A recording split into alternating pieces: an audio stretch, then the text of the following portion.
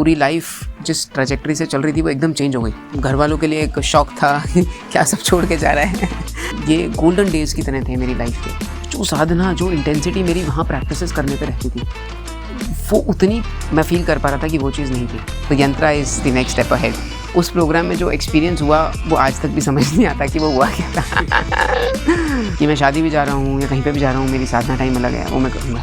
उसके बाद मैं देखूँगा क्या चल रहा है। My love, my inclination towards सदगुरु वॉज एनहांसिंग सिग्निफिकेंटली।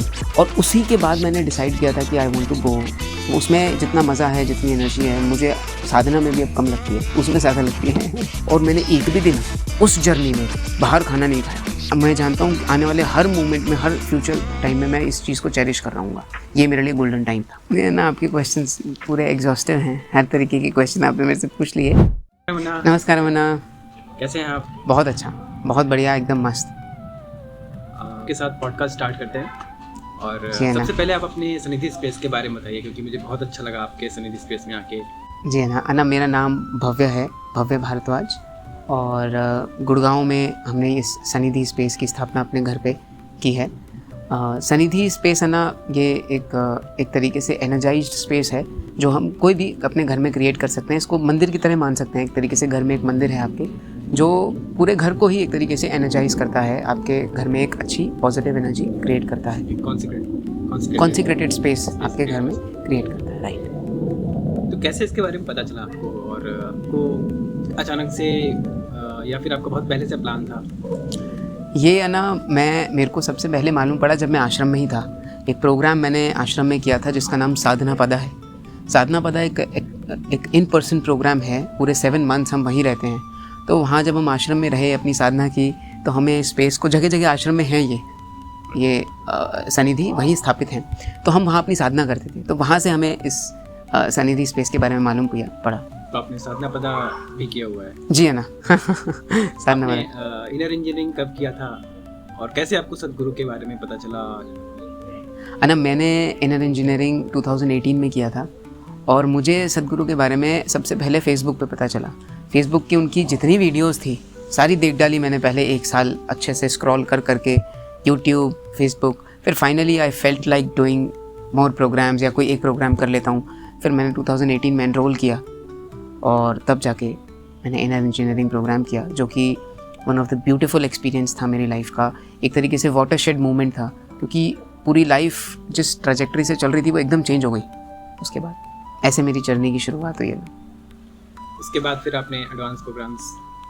जी है ना, उसके बाद मैंने एडवांस हठ योगा प्रोग्राम्स भी ईशा ऑफ़र करती है, कंडक्ट कराती है। तो मैंने हठ योगा प्रोग्राम्स करने स्टार्ट कर दिए, क्योंकि जैसे ही मैंने आई किया मुझे लगा मुझे और कुछ करना है। तो मैंने हठ योगा प्रोग्राम्स करने शुरू कर दिए। फिर मुझे लगा मुझे और कुछ करना है, तो फिर मैंने एडवांस प्रोग्राम्स के बारे में मालूम किया। और इसी दौरान मेरे सामने साधना पदा एक प्रोग्राम निकल के आया। जब मैं वहाँ था फिर मैंने सारे एडवांस प्रोग्राम जैसे शून्य और BSP ये सब मैंने वहाँ पर किया। तो साधना पदा, क्योंकि जैसे आपने ड्यूरेशन मेंशन किया, ये लगभग 7 महीने का प्रोग्राम होता है। तो इतने दिनों के लिए कैसे आपने अपने घर में पेरेंट्स से बात की और कैसे, क्या उसका रिस्पॉन्स था? है ना, ये एक ऐसी चीज़ रही लाइफ में जो न केवल इनिशियली एकदम से डिसीजन लेना घर वालों के लिए एक शौक था क्या सब छोड़ के जा रहा है तो एक ये सिचुएशन तो थी, बट समहाउ मेरी लॉन्गिंग जो है वो स्पेशली आफ्टर इनर इंजीनियरिंग, मेरी उनके पास जाने की, सदगुरु के पास जाने की या उनसे मिलने की लॉन्गिंग बहुत स्ट्रॉन्ग थी। तो मैं वैसे ही ढूंढ रहा था क्या, और तब मेरे साधना पदा मेरे सामने आया। तो मेरे लिए it's like a quick decision मैंने ले लिया, बट पेरेंट्स के लिए थोड़ा सा चैलेंजिंग था, क्योंकि एक माइंडसेट उन्होंने अपने बच्चों के लिए बनाया हुआ था कि वो ये करेगा फिर ये करेगा फिर ये काइंड ऑफ। और I broke all that, not only for them, for my own self also. Whatever my plan was, I simply left everything and I went for the Sadhanapada program. तो no doubt थोड़ा सा disturbance था family situation में, equations में, but longing इतनी ज़्यादा थी तो I took the decision and it is worth it. How beautifully Sadhguru has crafted this program, it is so beautiful कि मुझे नहीं लगता आप अपने जीवन में कभी भी अपने लिए 7 से 8 महीने अपने लिए निकाल पाओगे। तो ये गोल्डन डेज़ की तरह थे मेरी लाइफ के, जो मैंने वहाँ पर बिताए। तो साधना पदा जैसे अगर किसी को करना है और वो जाने के लिए सोच रहे हैं, तो कैसे वो जा सकते हैं? इसके लिए क्या ज़रूरी है करना? ना, साधना पदा के लिए रिक्वायरमेंट्स मिनिमम यही रहती है कि आपको एक प्रोग्राम जैसे इनर इंजीनियरिंग है वो कर लो, वो एक मिनिमम रिक्वायरमेंट रहती है। और अगर किसी ने किया हुआ है तो वो अप्लाई कर सकता है। फिर एक इंटरव्यू का फेज़ होता है, उसको क्लियर करना होता है, और then they give you this e-pass and all, then that is how you can go to this programme. तो साधना पदा में आपका क्या एक्टिविटी थी, और आपका कोई ऐसा पर्टिकुलर मोमेंट जो आप बहुत आपके लिए चेरिशिंग है, इसको आप शेयर करना चाहो? जी है ना, साधना पदा एक ऐसा प्रोग्राम है, इतना ब्यूटीफुली क्राफ्टेड है कि इसमें सारी चीज़ें हैं। सारी चीज़ों का मतलब आपकी सेवा भी है, आपकी साधना भी है, ठीक है। आपका पूरा जो स्केड्यूल, आइडियल स्केड्यूल होना चाहिए, वो सब तरीके से क्राफ्टेड है। तो सेवा पहले हमारी बदलती रही, फिर एक एक्टिविटी हमें मिल गई, जो भी आप जिसमें भी वो उनको लगता है कि आप परफॉर्म कर सकते हो, वो आपको एक्टिविटी असाइन कर देते हैं, but not out of your own choice. तो इसमें मोस्ट चेरिशेबल मेरा मोमेंट यही था ना कि सबसे बड़ी बात, जब आप भिक्षा हॉल में when you get to serve, वो इतना सिस्टमैटिक उन्होंने अरेंजमेंट किया हुआ है। तो मैं when I saw that for the first time, और हमें सर्व करना होता था, it was a very beautiful moment for me, very first time. उसके बाद तो चेरिशेबल ही मोमेंट्स रहे वहाँ पे, जितने टाइम भी रहे, हर moment was so good. Temple चाहे सेटिंग हो या सेवा हो, साधना हो, वेरी वेरी ब्यूटीफुल। कभी ऐसा भी लगा कि नहीं, थोड़ा सा टफ लग रहा है साधना पदा में आपका जो भी एक्टिविटी थी, और कभी लो फील किया, ऐसा कुछ हुआ आपके साथ? ना, ये 7-8 महीने के जर्नी में सारे इमोशंस जितने आ सकते थे ना, सब ने बुरी तरीके से टक्कर दी है। तो मतलब ये जर्नी इसीलिए क्राफ्टेड है क्योंकि आपका जो स्केड्यूल या आपका जो रहने का लाइफस्टाइल रहा है, वो सिग्निफिकेंट ट्विस्ट हो जाएगा। जैसे मैंने कहा कि वहाँ पे हर चीज़ है, वहाँ पे साधना भी अगर हो रही है, तो जितने मार्ग जैसे हमारे उसमें लिखे हैं कि भक्ति मार्ग, योग मार्ग, क्रिया मार्ग, ज्ञान मार्ग, जितने भी मार्ग हैं, सब में आपको टोटली आप इन्वेस्ट कर रहे हो अपने आप को, ठीक है। और इतना ही नहीं, आपका जो स्केड्यूल 3:30 से रात के 9:30 तक चल रहा है, जिसमें आप प्रॉपर साधना कर रहे हो, प्रॉपर वर्किंग आवर्स में आप सेवा भी कर रहे हो, तो आपका जो चल रहा है साइकिल, उसको ब्रेक करना पड़ता है, तब आप उसमें जंप करते हो। तो नेचुरली जब फ्रिक्शन हल्की सी क्रिएट होती है, इतनी आसान नहीं एकदम जंप करना, तो उसमें आपके इमोशंस आते हैं हर तरीके के, बट उसको भी टैकल करने के लिए टूल्स, एडिक्वेट टूल्स हमें बिगिनिंग में ही दे दिए जाते हैं, क्योंकि इतने ब्यूटीफुल हैं, आपको जानने का मौका उन टूल्स के माध्यम से मिलता है, जो कि रियली ट्रांसफॉर्मेशनल है। तो नो डाउट चैलेंजेस हैं, पर उनको फेस करने के लिए जो पावर चाहिए, वो भी आपको प्रोवाइड कर दी जाती है। आपने इंजीनियरिंग करने से पहले किस तरीके से आपकी लाइफस्टाइल थी, और बाद में आपने क्या चेंजेस नोटिस किए? इनर इंजीनियरिंग से पहले अन्ना मेरी लाइफस्टाइल थी थोड़ी सी, मतलब it was like more of a study, और उसमें उसी टाइम मतलब साधना या योगा तो I was not more into it. तो कभी भी खा लिया, कभी भी उठ गए, कभी भी सो, मतलब it was like very casual kind of a routine.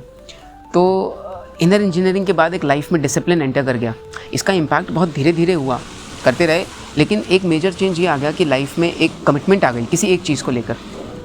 जब मैंने इनिशिएट किया, उसके बाद आई नेवर लुक बैक। मैंने उस प्रोसेस को, उस साधना को कभी नहीं छोड़ा। तो उससे एक लाइफ में एक क्वालिटी आ गई कमिटमेंट की, जिस क्वालिटी ने मुझे हर एस्पेक्ट्स ऑफ माई लाइफ में असिस्ट किया। ये एक मेजर चेंज था। कोई ऐसा पर्टिकुलर प्रोग्राम जिसकी वजह से आपकी लाइफ में बहुत बड़ा चेंज आया? इनर इंजीनियरिंग के अलावा जो सबसे बड़ा जो चेंज मेरे जीवन में आया है, वो साधना पद से आया है ना, क्योंकि 7-8 महीने एक अच्छा समय रहता है, जिसके दौरान मैंने सारे एडवांस प्रोग्राम भी कर लिए थे, जैसे कि BSP, शून्य, ये बहुत पावरफुल और इंटेंस प्रोग्राम्स हैं।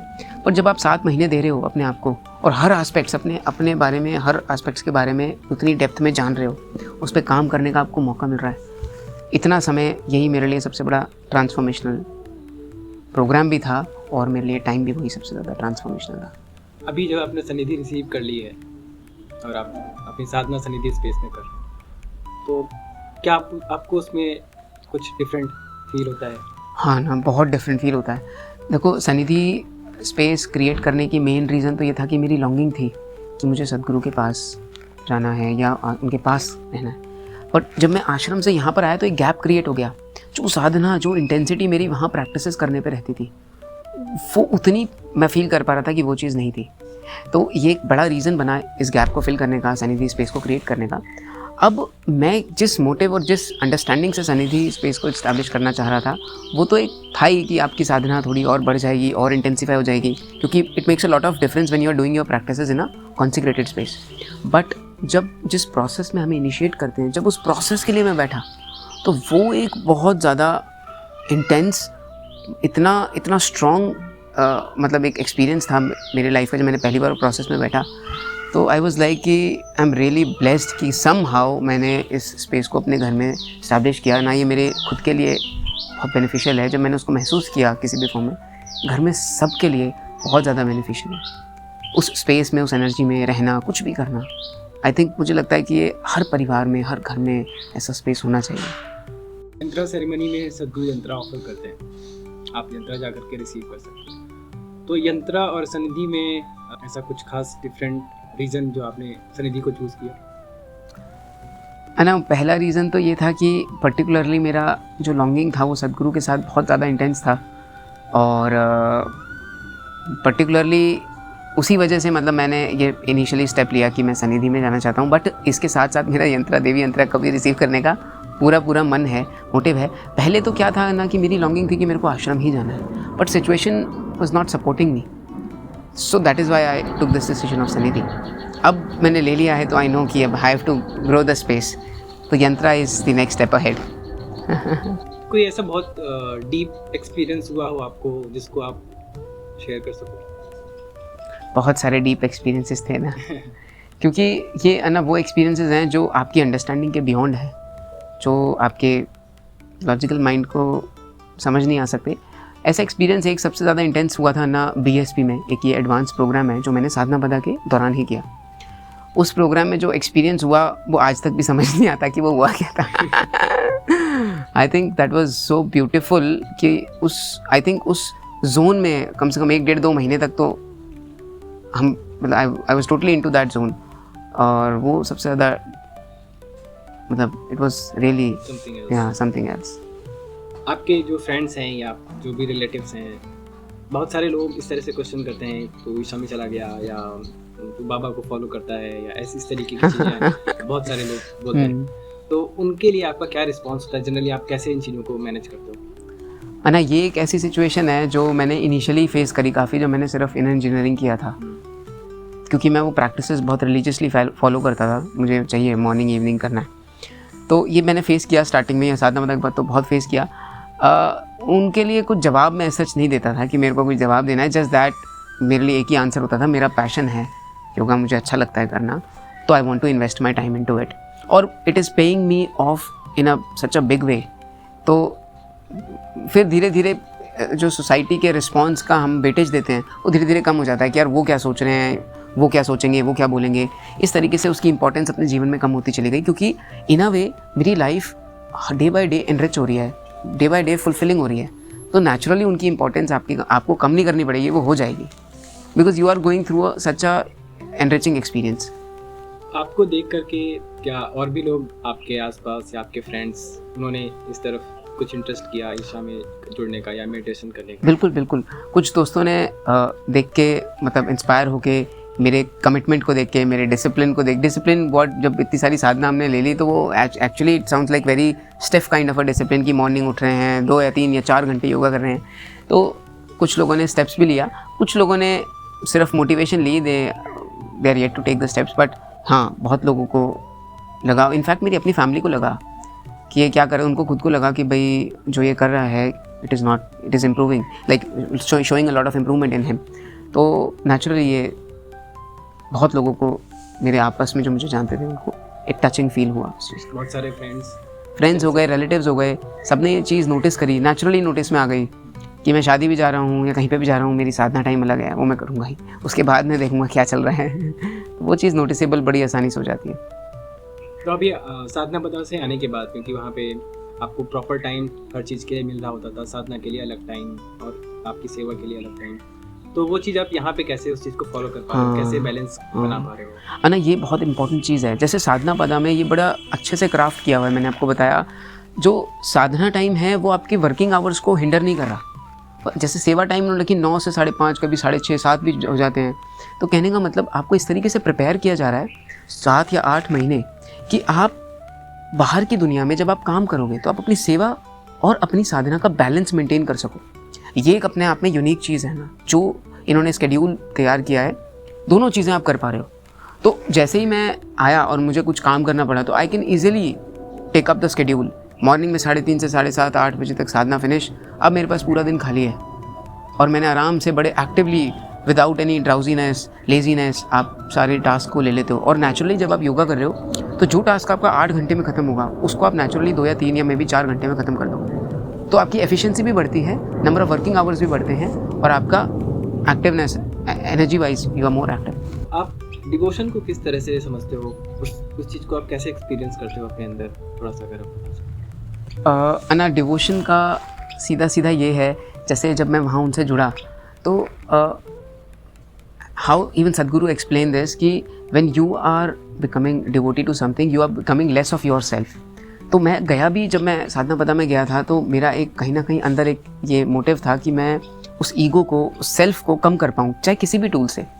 तो जैसे ही कुछ प्रैक्टिसेस से, कुछ साधना से जब उस इम्पैक्ट होने लगा तो naturally my love, my inclination towards सदगुरु वॉज एनहांसिंग सिग्निफिकेंटली। और वो नेचुरली उसने मतलब मेरे सेल्फ को ख़त्म तो नहीं लेकिन बहुत सिग्निफिकेंटली कम होना शुरू हो गया, जिसकी वजह से एक स्टेप ये हो गया कि मेरा जो उनकी तरफ या मुझे उनसे मिलने की या उनके पास जाने की लॉन्गिंग है वो इतनी इंटेंस होती चली गई, इतनी इंटेंस होती। उसी का ये रिज़ल्ट है कि मैं फाइनली मैं सनिधि ले पाया या अपने घर में स्थापित कर पाया मंदिर को, स्पेस को। अभी सदगुरु दिल्ली में भी आए हुए थे, द्वारका में, या ईओई, तो आप उसके लिए वॉलंटियरिंग करने भी गए थे, तो कैसा था एक्सपीरियंस आपका? बहुत अच्छा था, बहुत अच्छा। थोड़ा सा अगर आप बता सकें उसके बारे में। पहला मेरा ऐसे मेरा ये दूसरा मेगा इवेंट है। इससे पहले एक और इवेंट हुआ था 2019 में, नोएडा में हुआ था, जिसमें करीबन 10,000 लोगों ने एक साथ इनिशिएशन लिया था डायरेक्ट सदगुरु से, शांभवी महामुद्रा प्रैक्टिस, जिसको हम इनर इंजीनियरिंग कहते हैं। तो ये मेरा पहला एक्सपीरियंस था। 6 दिन की हमारी वॉलंटियरिंग थी और मेरी लाइफ का सबसे इंटेंस टाइम वो था उस समय में। और उसी के बाद मैंने डिसाइड किया था कि I want to go more into such things, मुझे जो मिलेगा मैं करूँगा। तब मेरे साधना पदा का मैंने डिसीजन भी लिया था। तो सिमिलरली ये जो मेगा इवेंट्स में जो इंटेंस वॉलंटियरिंग होती है ये इतनी ब्यूटीफुल, और मुझे ऐसा लगता है कि you are really living your life. आप इतनी 2-2 घंटे तो सो रहे हो, बाकी सारा टाइम आप फुल साधना कर रहे हो या काम कर रहे हो, आप फिर भी इतने जॉयफुल हो, इतने खुश हो, आपकी एनर्जीज एकदम हाई है, नींद आने का सवाल ही नहीं है। तो वो इतना ब्यूटीफुल और चेरिशेबल मोमेंट है। तो it's like one of the best thing, volunteering is one of the best thing in the आश्रम। उसमें जितना मज़ा है, जितनी एनर्जी है, मुझे साधना में भी अब कम लगती है, उसमें ज़्यादा लगती है। बहुत सारे लोग जैसे अपोज करते हैं सदगुरु का या ईशा फाउंडेशन की जो चीज़ें चल रही होती हैं, तो आपको क्या लगता है कि कोई स्पिरिचुअलिटी की तरफ अगर आना चाहता है तो उसको कौन सी चीज़ें रोकती हैं? क्यों वो उस तरह से इन्वॉल्व नहीं हो पाता है, आगे स्टेप नहीं ले पाता है? ना मुझे तो ये लगता है कि जो सबसे मेजर ऑब्स्टेकल है वो है सेल्फ ईगो। क्योंकि द मोमेंट आप स्पिरिचुअलिटी में एंटर करते हो, सबसे पहली चीज़ जो आपकी हिट करेगी वो है ईगो। क्योंकि उसको ही हिट करने के बाद, उसी को कम करने के बाद आप इस जर्नी में आगे बढ़ते हो। तो अगर कोई भी व्यक्ति ऐसा कुछ सच बोल देता है जो आपकी अंडरस्टैंडिंग के बियॉन्ड है या आपकी अंडरस्टैंडिंग को हिट कर रहा है, आपकी परसेप्शन को, लॉजिकल माइंडसेट को हिट कर रहा है, तो जनरली या तो उसको सीकर है तो वो उसको फॉलो करता है, नहीं तो वो अपोजिशन, एक सेंस ऑफ अपोजिशन आ जाती है। तो जनरली मुझे ऐसा लगता है कि जो लोग अपोज भी कर रहे हैं या तो उनका कोई पर्टिकुलर इंटरेस्ट हिट हो रहा है या वो ego is the main issue, क्योंकि ये सबसे बड़ा बैरियर मुझे लगता है स्पिरिचुअल लाइन में है। कभी आपको ऐसा लगा कि आपको मेडिटेशन और योगा थोड़ा, कभी ऐसा माइंड में ख्याल आया कि काश मुझे थोड़ा पहले स्टार्ट कर देना चाहिए था, इस चीज़ को लेट हो गया, ऐसा कभी लगा? हाँ ना, बिल्कुल लगा। जब मैं आश्रम में था तो मैंने सदगुरु कई सारे 3 तरीके के स्कूल्स रन करते हैं, जिसमें से एक है ईशा संस्कृति। ईशा संस्कृति ऐसा स्कूल है जिसमें कोई इस तरीके की एजुकेशन नहीं होती, मैथ्स और साइंस और ये सब कुछ नहीं। वो क्लासिकल आर्ट फॉर्म्स लर्न करते हैं, संस्कृत और इंग्लिश लैंग्वेज। तो जब उन बच्चों को देखा वहाँ पे इतने ब्लॉसमिंग चेहरे, इतना एक्टिव बॉडी, वहाँ पे हर कोई या तो क्लासिकल म्यूज़िक, क्लासिकल डांस या कलरीपायटू, जो कि एक ancient form of martial arts है, इंडिया का सबसे पहला मार्शल आर्ट फॉर्म है, जिस सारे मार्शल आर्ट्स के फॉर्म ने उसी से जन्म लिया है, कलरीपायटू। तो वो सारे बच्चे वो सब सीख रहे हैं और कोई फॉर्मल ऐसे इस तरीके से एजुकेशन नहीं है, कोई एग्ज़ाम्स वो नहीं दे रहे। इंग्लिश और संस्कृत ये 2 लैंग्वेज जो है वो लर्न करते हैं। तो उनको देख के ऐसा लगा कि यार ये छोटे छोटे बच्चे सारी साधना कर रहे हैं, सारा सीख रहे हैं, उनकी लाइफस्टाइल बहुत अलग है, हमने तो बहुत अलग जीते, शायद पहले कर लेते हम तो और भी अच्छा जीवन होता, और भी अच्छे रास्ते निकल आते हमारे लिए। But it's never too late, जब भी आपको मौका पड़े, चाहे किसी भी एज फ्रेम में हो, ये ट्रांसफॉर्मेशनल जर्नी है। आश्रम में आपका सबसे फेवरेट स्पॉट कौन सा है? सबसे फेवरेट है ना, अगर टेम्पल्स को एक्सक्लूड करूँ, टेम्पल में Dhyanalinga is something that really touches me. अगर अदरवाइज देखूँ तो मेरी एक सेवा थी, ईशा भिक्षा एक डिपार्टमेंट है जो जहाँ पर मेरी सेवा थी, उसके बैक साइड में और जहाँ पर सदगुरु का निवास स्थान है उसके सामने और मेरे ऑफिस के पीछे ये बीच की एक जगह थी जहाँ पर मैं अक्सर समय निकाल कर वहाँ बैठता था। वहाँ पर इस तरीके से बना हुआ है कि आपका मन, आप 2 घंटे भी बैठे रहो आपको, तो वो एक अच्छा नेचर का टच है और somehow I felt like sitting there every time। वो फेवरेट स्पॉट है मेरा। इसको कहते हैं एवी हॉल के बैक साइड। आश्रम में अगर कोई जाता है आता है उसको पता है AV hall, the back side of AV hall is that spot.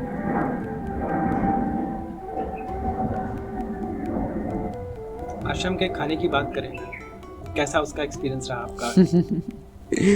Food है ना, मेरे लिए जो मतलब फूड की डेफिनेशन थी वो सिर्फ यहीं तक समाप्त हो जाती थी अभी तक, जब तक मैं आश्रम नहीं गया था, कि रोटी सब्ज़ी दाल लस्सी छाछ ये सब चलता था ना। ये ज़्यादा से ज़्यादा सैलेड्स में खीरा ककड़ी प्याज टमाटर काइंड ऑफ। हम आश्रम में गए, हम टोटली डिफरेंट चीज़। हमारी थाली में millets total 27 varieties of millets हैं, 15 वेराइटीज़ ऑफ राइस हैं, ऊपर से बटर मिल्क साथ में, फ्रूट्स साथ में, पीनट्स भिगे हुए, ग्राउंडनट्स, सोक्ड ग्राउंडनट्स। तो ये सारी चीज़ें मतलब एक तरीके से इनिशियली जब मैंने इसको देखा तो मेरे लिए फूड की डेफिनेशन चेंज हो गई। और इतना ही नहीं, कुछ दिनों में मुझे इतना टेस्टी लगने लग गया फूड, आप मानोगे नहीं। मैं 9 मंथ्स आश्रम में रहा साधनापदा में, और मैंने एक भी दिन उस जर्नी में बाहर खाना नहीं खाया। वहाँ पर बाहर रेस्टोरेंट्स भी हैं, बड़े अच्छे डोसा ये वो सब मिलता है, और भिक्षा हॉल का खाना इतना टेस्टी लगता था, और वो प्रोसेस सर्व होने का, बैठने का, मन से खाने का इतना भाता था कि और कहीं जाने का मन ही नहीं करता था। और खाना इज़ सो स्पेशल कि शायद अभी तक भी मैंने इतनी जगह में गया, मैंने कहीं ऐसा खाना ही नहीं देखा। इतनी केयरफुली एक एक आइटम को चूज़ किया हुआ है कि न्यूट्रिशनल बैलेंस आपको बहुत ईजीली मिल जाता है। फ्रूट्स उसमें है, रॉ फूड उसमें है, सैलड्स उसमें है, मिलेट्स उसमें है, डिफरेंट काइंड्स ऑफ राइस है। It's a wholesome diet all together, and 2 times a day is completely sufficient meal. बहुत हेल्दी रह सकते हो, 2 बार ही खाना है, बीच में कुछ नहीं खाना।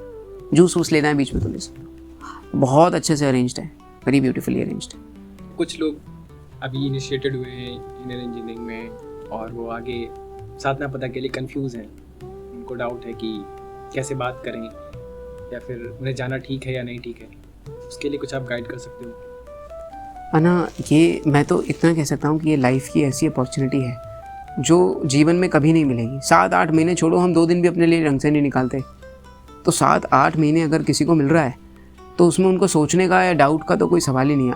अगर आप समझते हो कि आप कमिट रह सकते हो, अपने आप को सच्ची में इम्प्रूव करना चाहते हो, अपने हिसाब से वहाँ रहना चाहते हो, तो आप 2 महीने में छोड़ो, आप 10 दिन में वापस आ जाओगे। अगर आप कुछ लेना चाहते हो, कुछ सीखना चाहते हो, अपने अंदर कुछ परिवर्तन लाना चाहते हो, मेजर ट्रांसफॉर्मेशन, मेजर चेंजेस, अगर वो आपके अंदर चाहत है तो आपको सोचना भी नहीं है, तो डाउट का कोई क्वेश्चन नहीं है। मैं खुद अपनी जर्नी में बताऊँ, मैं खुद लॉ परस्यू कर रहा था जब मैं जा रहा था, 3rd ईयर बाकी था, बट मैंने कहा ये मौका दोबारा नहीं आएगा। I left everything and I went. तभी मेरे पेरेंट्स को शौक थे, भैया क्या कर रहा है, सब छोड़ के चला गया। बट मेरी लाइफ का सबसे बेहतरीन डिसीजन हो रहा, और मैं जानता हूँ आने वाले हर मोमेंट में, हर फ्यूचर टाइम में मैं इस चीज़ को चेरिश कर रहा हूँ। ये मेरे लिए गोल्डन टाइम था। तो जिसको अपने जीवन में सच्ची में बदलाव चाहिए, तो ये, और वो चेंज लाना चाहता है अपनी मर्जी से, तो जाने के लिए कोई डाउट और कोई कन्फ्यूजन नहीं होना चाहिए, जस्ट गो। कोई ऐसा क्वेश्चन जो आपको लगता है कि आपने नहीं मुझे पूछना चाहिए था लेकिन नहीं पूछा, उसके बारे में आप बता सकते हैं? नहीं ना, आपके क्वेश्चंस पूरे एग्जॉस्टिव हैं, हर तरीके के क्वेश्चन आपने मेरे से पूछ लिए। बट एक चीज़ है ना, आज हम हर जगह एक चीज़ देख रहे हैं कि मेंटल क्राइसिस हर जगह है, हर फैमिली में है। मतलब फैमिली में 1 या 2 जने आपको मिल ही जाएंगे जो कहीं ना कहीं साइकोलॉजिकल एलिमेंट से जो है वो गुजर रहे हैं। तो इसको देखते हुए मतलब एक हर इंसान की एक जिम्मेवारी बनती है, रिस्पॉन्सिबिलिटी बनती है कि किसी ना किसी तरीके से आप मेंटल वेलबींग को प्रमोट करो। आपके पास जो है वो आप देने का प्रयास करो। मेरे पास जो मैंने प्रैक्टिसेस सीखी हैं वो बहुत अनमोल हैं। मुझे पता है नो मैटर व्हाट ये मुझे कभी भी ऐसे कुएं में नहीं डूबने देंगी। तो एक इसी के लिए सदगुरु का एक इनिशिएटिव है जो मिरेकल ऑफ माइंड से उन्होंने लॉन्च किया है ऐप के फॉर्म में। एक बहुत बड़ा इनिशिएटिव है, इसने कई वर्ल्ड रिकॉर्ड्स ब्रेक करे हैं। जैसे ही वो लॉन्च हुआ तो आई थिंक 1.4 मिलियन लोगों ने एक साथ, कुछ ऐसा नंबर है आपको शायद मालूम हो, एक साथ जो है उन्होंने डाउनलोड्स करे थे 15 आवर्स 1 मिलियन कंप्लीट। या तो ये वर्ल्ड रिकॉर्ड तोड़ा है उन्होंने। और ये एक आज सोसाइटी की पूरे वर्ल्ड में रिक्वायरमेंट है। जिस तरीके के मेंटल क्राइसिस हैं, पहले हमारे टाइम में इंजीनियरिंग में मिनिमम 21 मिनट देने पड़ते थे। यहाँ पर जो प्रोसेस है एवरीडे है साधना, सिर्फ 7 मिनट्स। आप अपनी मेंटल वेलबींग के लिए इतना, अपने और अपने फैमिली के लिए 7 मिनट ज़रूर निकाल सकते हो। तो मेरे लिए सिर्फ एक ये इम्पॉर्टेंट, मैं जो मैसेज देना चाहूँगा ये है कि हर फैमिली को, हर पर्सन को अपने लिए ये छोटा सा काम ज़रूर करना चाहिए और अपने हर फैमिली मेम्बर्स में जो भी वो लगता है नीडी है नहीं है, उधर ये प्रमोट करना चाहिए ताकि हम एटलीस्ट मेंटली स्ट्रॉन्ग रहें, कमिटेड रहे। अगर हमारा माइंड साउंड है, हम कुछ भी कर सकते हैं, कुछ भी चूज़ कर सकते हैं लाइफ में करने के लिए। तो this much everyone should do, must do. तो मिरेकल ऑफ माइंड ये एक ऐप है और आपके इस प्लेटफॉर्म के माध्यम से मैं ये मैसेज देना चाहूँगा सभी को, इसको डाउनलोड करो और 7 मिनट्स हर रोज़ सब इसको दो। बहुत अच्छा लगा ना आपके बारे में जान के, इतनी सारी चीज़ें हमने डिस्कस की। होपफुली आगे भी हम इसको कंटिन्यू करेंगे और भी चीज़ें डिस्कस करेंगे आपसे नेक्स्ट एपिसोड में। Thank you so much Anna, thank you. नमस्कार। नमस्कार अन्ना, नमस्कार।